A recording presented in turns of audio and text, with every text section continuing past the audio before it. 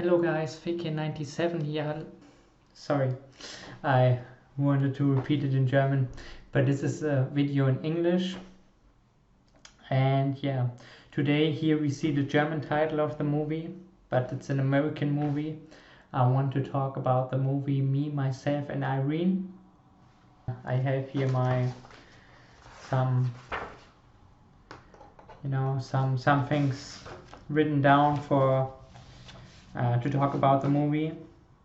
So it's called Me, Myself and Irene. I saw it lately and I said I want to talk about some other stuff, but now I decided because I saw it a few days before. I want to talk about that movie and I like this movie. And yeah, one of my favorite artists, Jim Carrey, is here. I hope you get the message because on an information video I said about the new rap music I will make that I don't want to say always what it's inspired from and what it's based from or which beat this is. I will write it on in the description, so that you can just watch the music and you see in the description everything else, just that again for the rap music video. So yeah, look at the prescription and yeah, let's talk about this movie. So Me, Myself and Irene, it's an US American movie from the year 2000, and it depends how long the movie is. It's 112 to 160 minutes long. It depends on the version of the movie, and it's one of the Jim Carrey movies, you can say. He was the big star for this movie there, and was directed by Peter and Bobby Farrelly. The writing was also made by Peter and Bobby Farrelly and also by Mike Cerrone. The production was made by the Farrelly brothers also and Bradley Thomas, and the music was made by Pete Yorn and Lee Scott. The cinematography was made by Mark Ivan and it was edited by Christopher Greenberry. And also it depends on which version you look and from which side it was labeled, you can say, for whom it's good or not, because it depends on there are different versions, and one is made for you can watch it when you're 16 years old or older, but also it depends. Sometimes it's 12-year-old or older you can watch it, or 14 years old or older, so it depends. But let's talk about more about the movie. Here you see the intro, and to briefly summing it up what the movie is about. Jim Carrey plays the main character, and he is, as you can see in the in this picture here, he has a split personality there. So let's talk about in general the crew, you can say, the actors who act in the movie. So it's a Jim Carrey movie, you can basically say, because he was the big star, and I think this movie was more made for him than for anyone else. And Jim Carrey has their split personality. I will later talk about what the movie is about in general, but to say just to speak just about the role of Jim Carrey, it's he plays Charlie Bellygates and also Hank Evans. So that's the split here on this side. I hope you see the cursor, on the right side from my perspective on. You have Hank Evans, and on the left side you have Charlie belly gates. Yeah, that's the character Jim Carrey is playing here. Also, we have just to say it briefly that you know which actors are all in the movie. We see later on some pictures of them. Maybe I will speak then more about what actually happened in the movie. I mean, I don't want to take everything away, because if you want to watch it, you should. But just what the movie is about and what kind of movie it is and so on. But the other actors in the movie are, or main actors, are Renée Zellweger, who plays Irene P. Waters. I will speak also a little bit after I say all the actors, maybe about them a little bit just. So Renée Zellweger plays Irene, you know, who's also in the title in the American and the original version. Here in the German version, by the way, it's she's not in the title. It's just me, myself, and she. She stands for Irene, but yeah, it's a different title. So Renée Zellweger plays Irene P. Waters. Then we have Michael Bowman, who plays Caspar Michi, also called Michi Whitey. Chris Cooper, who plays Lieutenant Girk. Robert Foster, who plays Colonel Partington. Richard Jenkins, who plays Agent Botchain. I hope I speak it out correctly. Daniel Green, who plays Dickie Thurman. Anthony Anderson, who plays Jamal Belly Gates.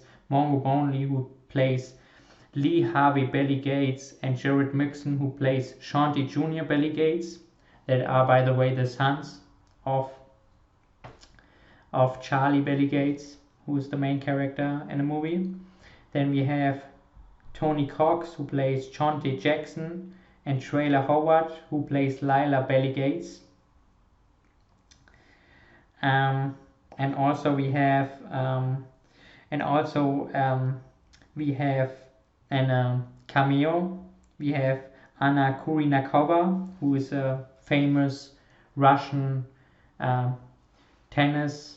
female tennis player, and she's very pretty, so she had there a cameo. And yeah, also we have, but just the footage of it,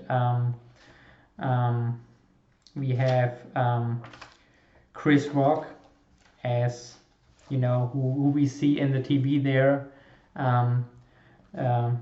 the archive footage of one stand-up comedy show he made once.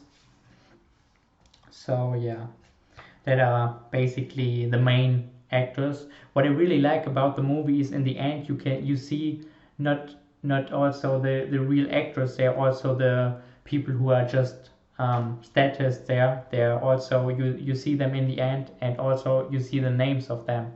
So I think that's really cool for a movie to give them this kind of, you know, everybody who worked on the movie is really, yeah, is shown, you know, that even the, you know, people who just stand there for a moment in the movie, you get the names of it, because even though they had maybe this little part, they're still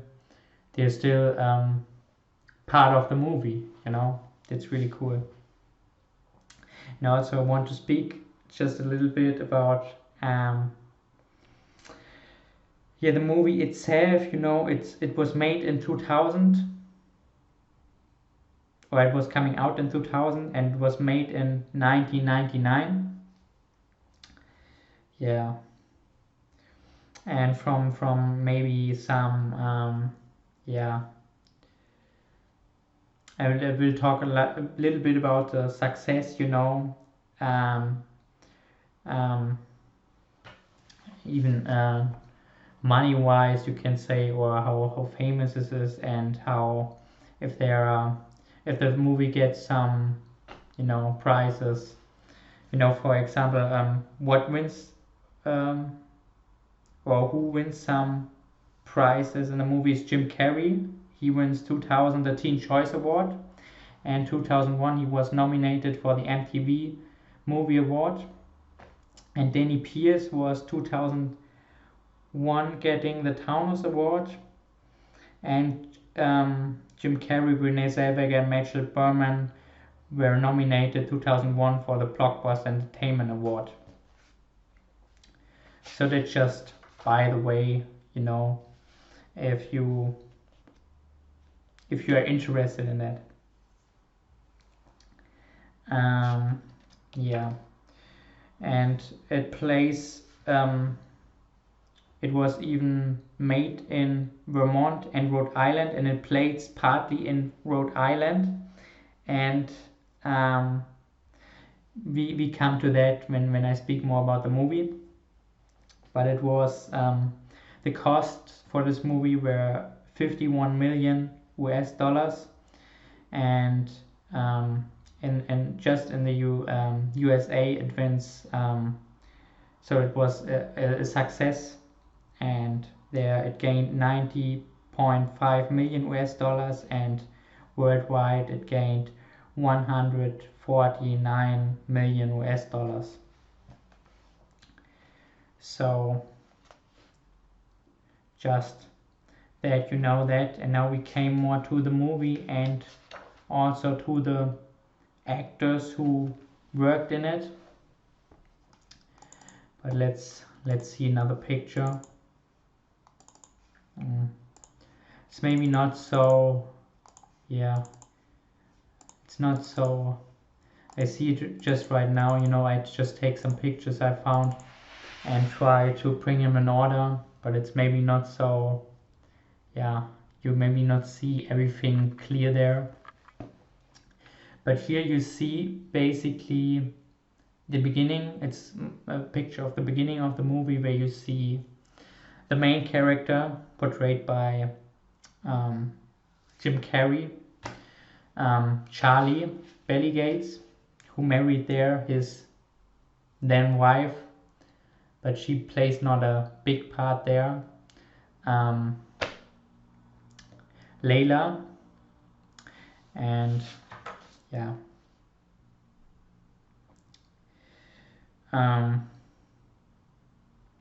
Layla is portrayed by Trailer Howard. I don't know if the name of this actress say to you something, but she, for example, played in Monk. You know, in Monk, there you have the main character Monk, and also a woman who looks after Monk, and there was, I don't know here the names, I had to look it up, but the woman who plays first, the woman who looks for Monk in the series, if you know Monk, were portrayed by another actress, but then later on Trailer Howard plays this part. It was a new figure on Monk, but with the same kind of part. Maybe you know her from Monk. She was then, after a while, you know, after the change happened in the series, a part of the main cast of Monk. Yeah, so that's for Trailer Howard. You know, if you know the series Monk, you maybe know her. And to get back to the movie right now, she plays Lila Bellygates. You know, she married Charlie, but soon after the marriage, she falls in love with that dwarf you see on the left side, played at Chauncey Jackson, played by Tony Cox. And as you can see, it's a black man, dwarf. I hope I don't offend somebody here, but I just have to say it, you know, because it's important for the movie and for the world. And Chauncey Jackson in the movie has a very high EQ, what's also important later on.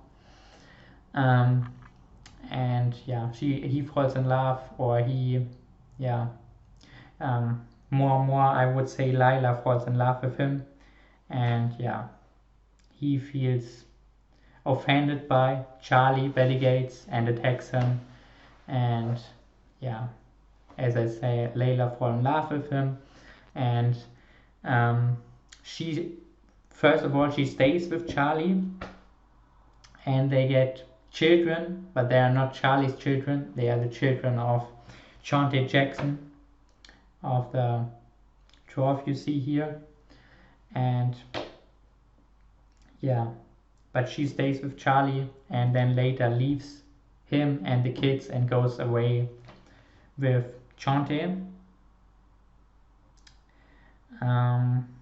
Yeah, he's the limo driver, by the way, for the wedding pair.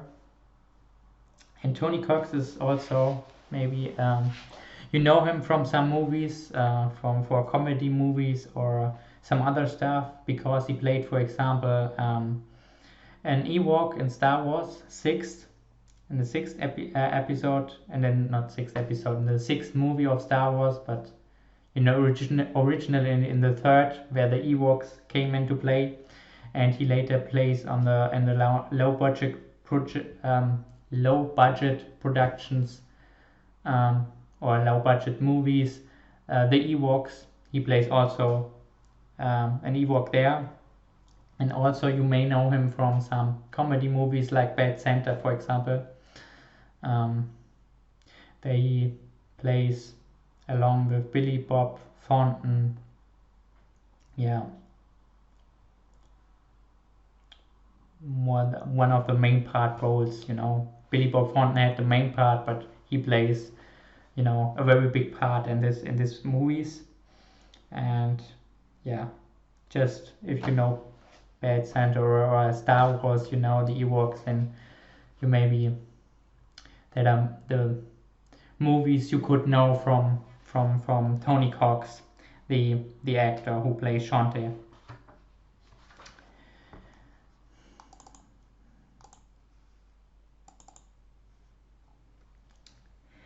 And yeah, so his wife leave him with the kids, and so Charlie Bronte carries on living, and he avoids that conflict, and even there with Layla or something, or with Shante, and also he get respected by his kids, but not by the other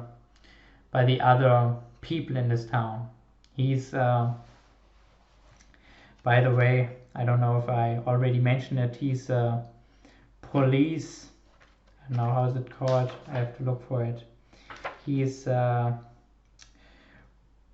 Rhode Island State Trooper, and he's not respected in his town, just by his sons, but not in his town, and he avoids conflicts. And so one day his personality splits, and that's really where the movie, the other stuff is more like an intro, and that's really where the movie started, I would say, where his personality splits in that moment, and into the normal Charlie Belligates, and also into Hank Evans. You see Hank Evans here, who is more, who goes into conflicts, and it's very, it has something, more like a comedian, because it's Jim Carrey, but in a way of Clint Eastwood in it, who is very, but as a, more comedy like, where he just gets serious and goes for the conflict, and is very, not like otherwise, not immature, but also, not very sensible, you can say, and very, a little bit of an asshole, you can say. Here in the picture you can see him, for example, where there was a girl who was jumping with a rope, and he says you cannot do that on the street or something like that, and she doesn't, like everybody, she doesn't respect Charlie. And later on, then his personality splits for the first time, and Hank even comes and just takes her and puts her in in the water, just punish her. And yeah, no, she's not the only one he punished in that scene. There were also different characters, but yeah, it's like, yeah, it's like how he is, or how his personality splits. And because Charlie, yeah, cannot take and cannot go really into confrontations or avoids them. Yeah, I don't want to talk too much about the movie itself, but a little bit later we see Irene, portrayed by by Renée Zellweger. And Irene is, there's kind of love in the air, it's between Irene and Charlie. And how it comes to Charlie meeting Irene. Irene hit and runs from the police, and her ex-boyfriend, I have to look for his name, her ex-boyfriend,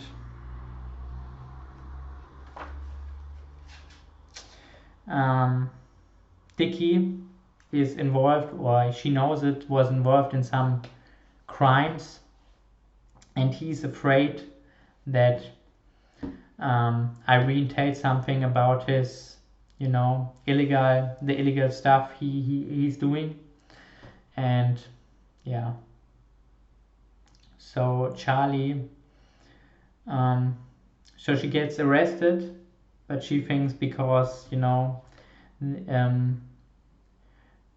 Dickie doesn't want her to tell something, so when she's arrested she cannot tell something. But he's also afraid that she tells something the police, and the police doesn't want to have her here because it's not, she shouldn't be be in Rhode Island. It's more a case who's she hits and run from the police, but it should taken care of in damn it, I have to look for the names. I always forget it otherwise. I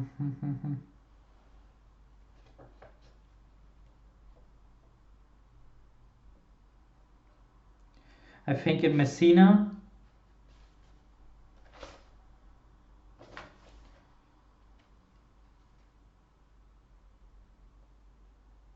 Yeah, genau. She should go be transported from Rhode Island to Messina, New York, and Charlie has to transport her there because they don't really want to have him here. And there's also a little bit of, there are some police officers being paid by Dickie, by the criminals. So they think he failed, he's not able enough, he has this disorder, he's personality splits, and he's not able enough to help Irene. But Charlie doesn't know any of this stuff. He brings Irene to Messina, and then some killers, hitmans, comes to kill Irene, and then they even shoot some police officers, and because some police officers, are normal officers, and some are also paid from these illegals. And so she just trusts Charlie, and Charlie tries to help her, but his personality is always split, and he even loses his medications in his room when they flee from the hitmans. And the police thinks Charlie has shot these police officers down who wanted to take down Irene, and yeah, so everybody searching for them, and he has to be the hero and help Irene to get out of this trouble. So that's what the movie is about. I just don't want to talk so much more about the movie, because if you want to see how everything goes, um, you should watch it. But it ends happily, and I don't think I take much away of it, because it's one of the early Jim Carrey movies, like The Mask, for example, Dumb and Dumber and Ace Ventura. It's comedian like, and also comedian hero. It's like this. It's one of these movies. It's more a comedy movie, and besides a little bit of the love story between Charlie and Irene, and also he has to be the hero, and there's some weird stuff in it because he always avoid conflicts, and he has even aquaphobia, who plays in the end a big role, and he has to stand for himself and be able to kind of not always avoid his fears, who stands up. He has to stand up for himself and get over it, more or less. Here you see a picture from Charlie, the main character, and his three sons when they're older. They are, by the way, portrayed. I already read it, but just to say it again: Anthony Anderson, you see here on the left side, and in the middle, I think in the middle it's Mango Brownlee, and on the right side Jared Mixon. I hope I don't mess it up here, but I know for sure that in the left side it's Anthony Anderson. And Anthony Anderson, maybe from some other movies, like for example Jet Li movies like Romeo Must Die or Born to Die, but also he plays a lot of comedian roles, you can say. He's very famous for it. I don't know if he's I think even a stand-up comedian, and and also he plays in Transformers. It was a big movie where he plays a big role, and also he has a lot of roles in some series where he is for a time, like in Psych he was for, I don't know, 2 or 3 episodes or some stuff like that. He's often you see him in kind of series like that. So just to say that. And about the other two I cannot say so much. So that are the 3 sons, the triplets, who are raised by Charlie, and Charlie even raised them as his kids, and thinks they are his kids, even though that's impossible, because he was married to a white woman, and of course she cheated on him, and the kids are, well, the biological father of these kids in the movie is Shantae, and they are not dwarfs like him, as you can see, but they are very intelligent. They're the intelligent students in their classes, and they help Jim Carrey, their father, they help him just in every way, and they have a lot of love and respect for him. Just to say that.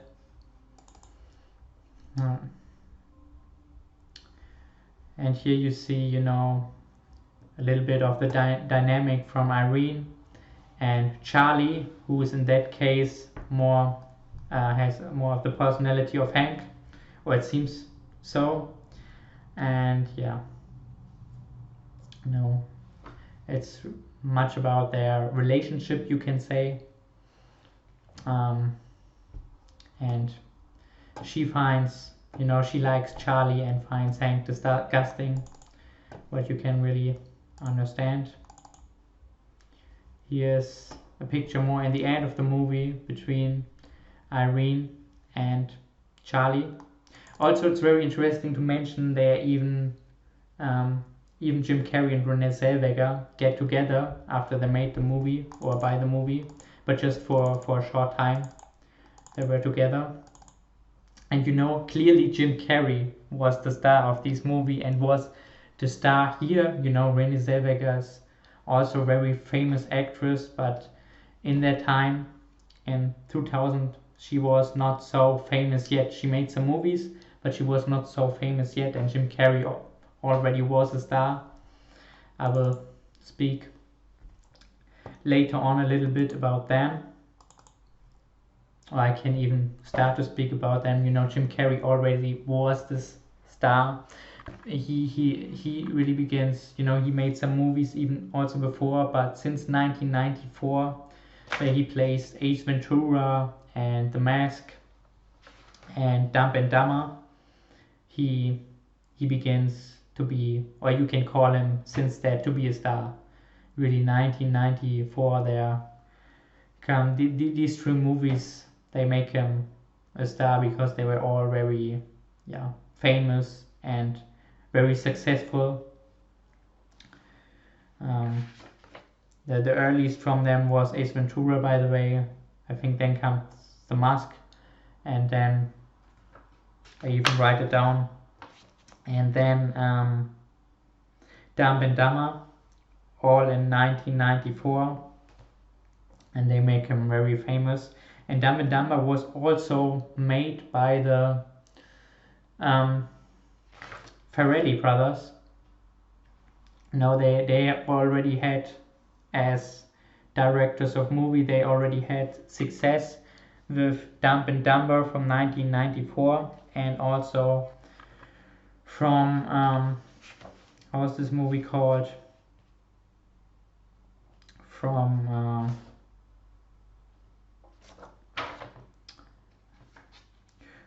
There's Something About Mary, who was also a very successful film with Ben Stiller and Cameron Diaz, and Matt Dillon, Lee Evans, and Chris Elliott had also famous actors who plays a part in that movie. But Ben Stiller and Cameron Diaz was the main characters, and There's Something About Mary from 1995. So these two were very successful and famous, and this was, you know, in 2000 the next one who is like these movies more. And the Dumb and Dumber, you know, from 1994, it was with Jim Carrey and Jeff Daniels. Yeah.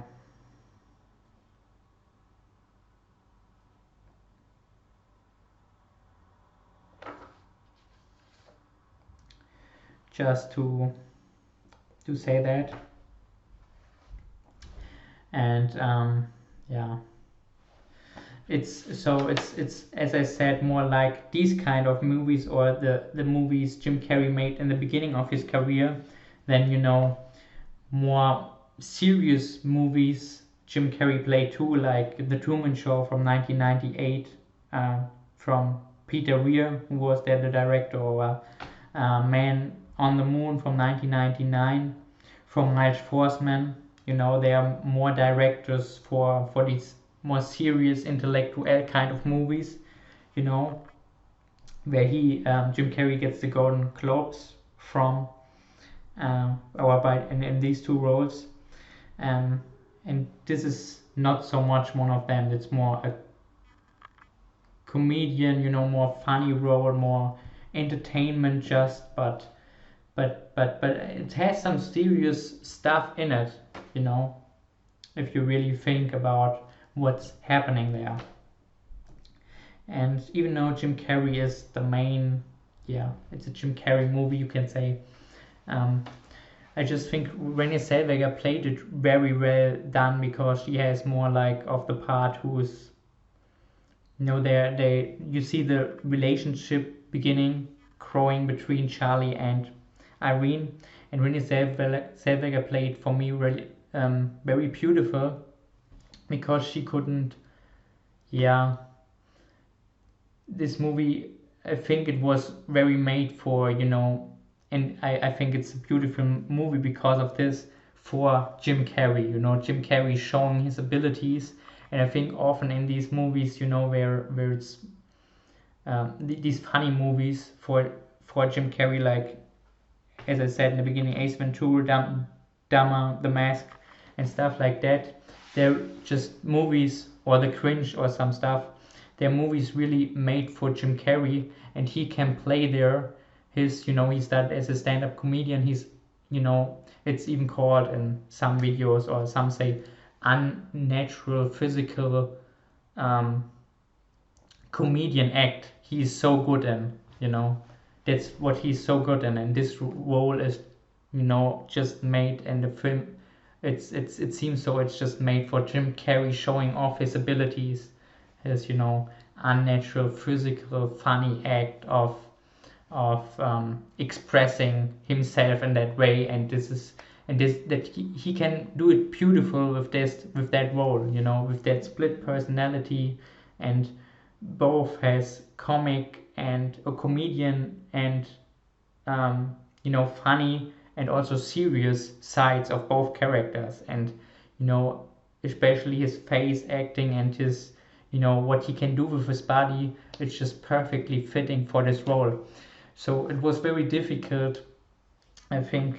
The others are more like statists, or are more in the back, because it's so a movie for Jim Carrey, and or this movie is such a good movie for Jim Carrey, and I can understand why they make it. Dumb and Dumber was very successful, and it's a beautiful movie, but it was very difficult, and for example for Renée Zellweger, I guess, to really, you have there the star, and he's doing his thing, and this movie was written more for him, or in my opinion.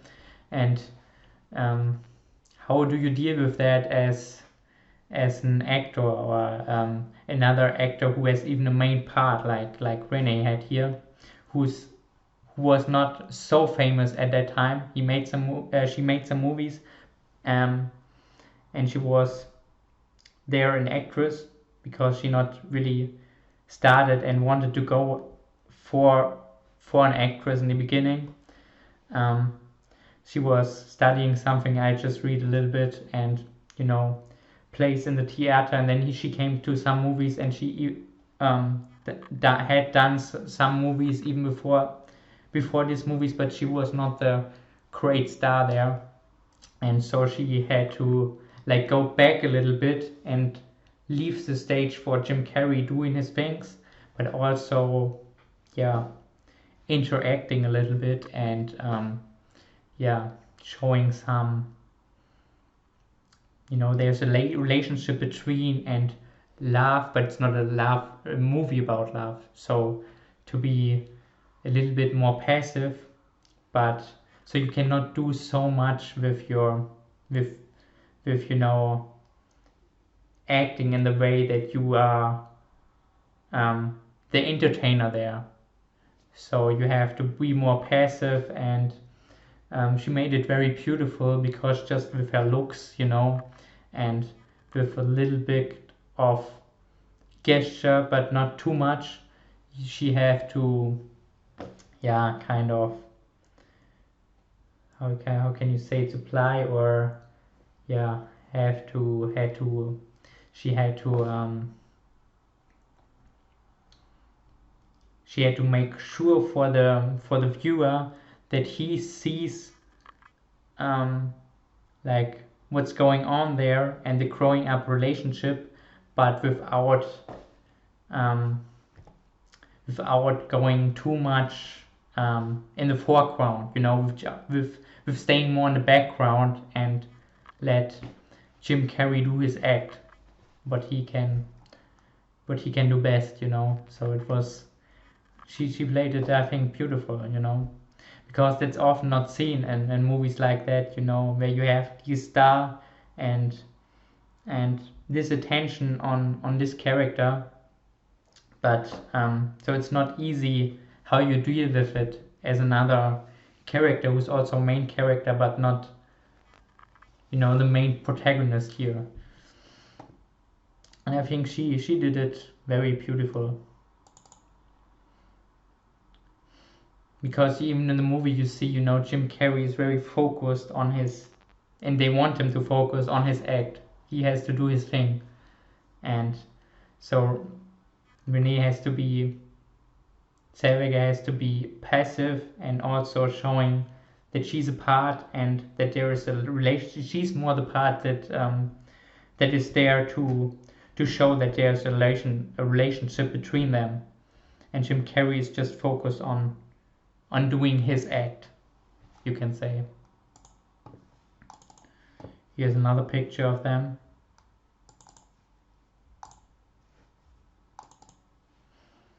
Here you see a scar, or he hanged as plastic chirurgy, just a few hints for the movie, to his chin, and also Charlie's chin, to because he want to, yeah, he knows that he did some things wrong and he wanted to help Charlie with it, but Charlie was like, what have you done, you know? So that's kind of a funny thing there going on. Here you see more of the relationship between Irene and Charlie. And here is Whitey, who's another character in the movie.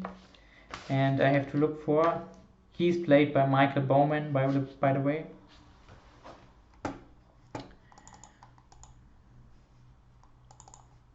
Here's another picture of Irene and Charlie, and that was the last one.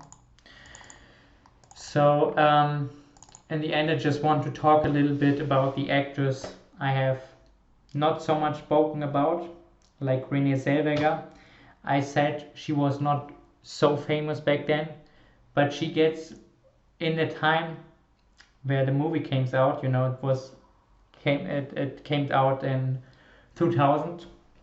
She gets in that time, yeah, more and more famous, and you know, the real, for her, the real, how can you say, the real success, or when she began to be, you know, such a high star that she is right now, was, you can say, in 2001, where the movie Bridget Jones came out, the first movie.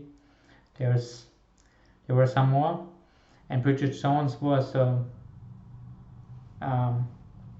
very high success, and she was the main character there. She was Bridget Jones. So there, she's famous for this movie series. Yeah, Bridget Jones came out in 2001, and also she gets 2 Academy Awards, also known as Oscars. One in the movie from 2003, Cold Mountain, as Best Supporting Actress, and the other one, she gets the Academy Award in 2004, but it was for the movie in 2003, Cold Mountain, and also in 2019, she made a movie called Judy, and there in 2020, for this movie, she gains the Academy Award, the Oscar again, but this time as Best Leading Actress. Yeah, I just wanted to say that. And she's not the only actor or actress who gets an Oscar from this crew. Also, I have to look for his name. Also, Chris Cooper, no, it's another famous actor who plays here Lieutenant Kirk. he gets an Oscar too, an Academy Award for the movie who came up in 2002, Adaptation, and he gets there the Academy Award in the Oscar in 2003 as Best Supporting Actor. Yeah, just that you know. And I have to look if I have anything what I wanted to say, if everything is said or not, but I think so. I mean, the other actors, I don't know, I don't want to talk too much about them, but there we have, for example, Robert Forster, who plays here Colonel Paddington, who I know, he plays a lot of roles, but I know him mostly for his role in the series Heroes, one of my favorite series. He plays there a part for 9 episodes. And then I know Richard Jenkins, who plays there Agent Bishop, more for comedy movies like Step Brothers and stuff like that. Yeah. So, yeah.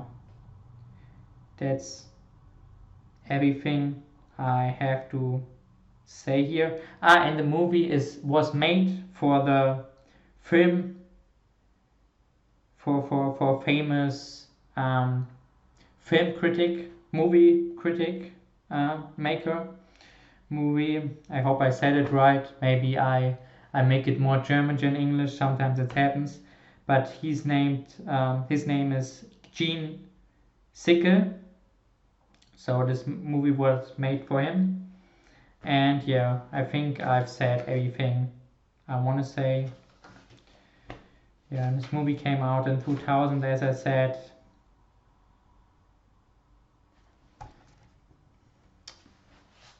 And yeah, just briefly to my sources, to where do I have the information for the movie. It's mostly because I watched the movie itself. I watched it even in English, but I don't know if I watched it in German too. I think so, partly, definitely.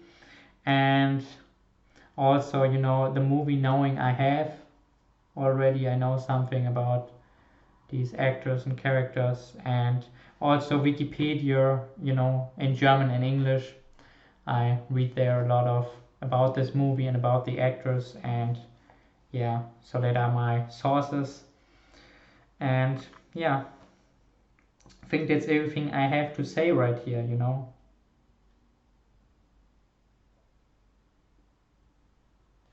I just briefly, I can say it because, it's just a little part in this movie, but he lost his thumb in the end.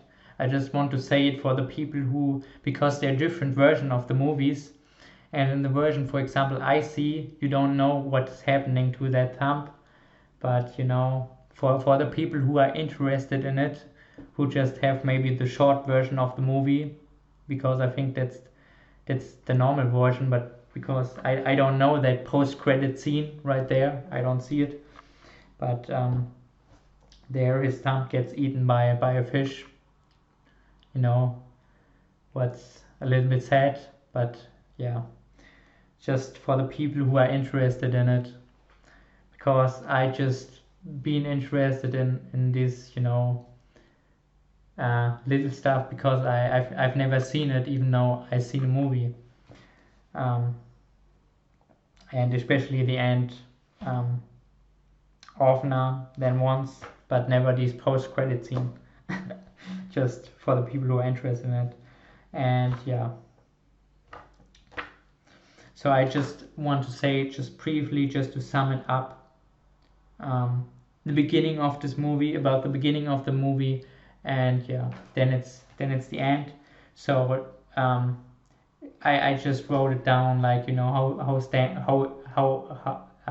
they begin to explain what's happening in the movie, and the English version of Wikipedia, just because it's maybe interesting. The veteran Rhode Island State Trooper Charlie Belligates has been taken advantage of by those around him. His wife Layla cheated on him after their wedding with the wedding limo chauffeur, a dwarf black man named Chonte with a genius level IQ.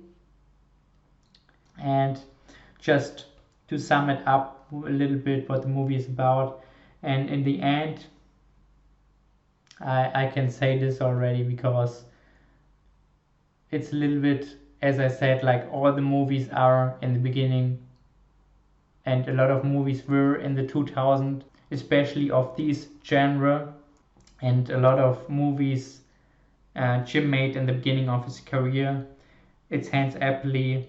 He gets together with Irene, and he also has aquaphobia, who's interesting for the people who know that movie to know. And it's about he has to stand up for himself so that he can clear his personality. That's basically what the whole movie is about, and to see this development and to see just Jim Carrey acting, his just acting skills and unnatural comedy act, you can say. So that's what this movie is about. And yeah, and I just want to speak a little bit, even though it maybe sounds for the movie now not so interesting, but for the movies I want to make, it's maybe interesting to know, because I speak a little bit about, and Jim Carrey here is the main protagonist, about him, and it's very interesting to know, he has these comedian-like characters he played in the beginning of his career, and also, the characters he gets a Golden Globe for, like in the Truman Show, from Peter Weir, who is a very famous director for more serious movies, and I will speak about some, or I don't know if I really do it, I cannot say it, but I want maybe sometime speak about Peter Weir movies, or his he as a director also, what kind of movies he make, or what this is a Peter Weir movie, and he made some other famous stuff like Dead Poetry or Dead Poet Society. I don't know the English title. I always think about the German. Sorry for that. And he made a lot of these kind of movies. I think, I don't know. Does he even make the movie with Leonardo DiCaprio gets the Oscar for? I don't know. But Peter Weir is a very famous director, an Australian director, and also, Man on the Moon. It's from Miles Forstmann as a director. He's also very famous, especially for One Flew Over the Cuckoo's Nest and Amadeus. If that says something to you or not, but just that I just wanted to say it briefly. And yeah, so I think that's it. I hope you enjoyed it, and yeah. Okay guys, I hope you enjoyed to watch the video. Bye bye.